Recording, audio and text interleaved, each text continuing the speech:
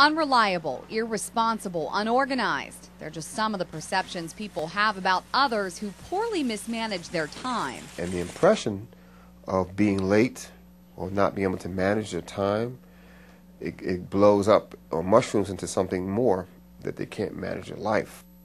Expert Barry Dixon says putting these things into quadrants can really help a person get organized and really change their patterns.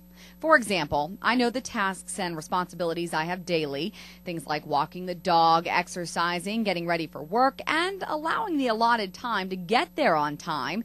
These things for me are my must-do tasks. Last week, Dixon told us when we accomplish these goals, we need to think about how it made us feel. Now, I'll be honest here and say that I have not always accomplished all these goals every single day. I am more aware, however, and when I have gotten these things accomplished, I have felt a lot less stressed and at ease.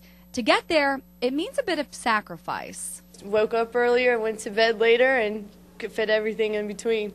But Dixon says the results speak for themselves.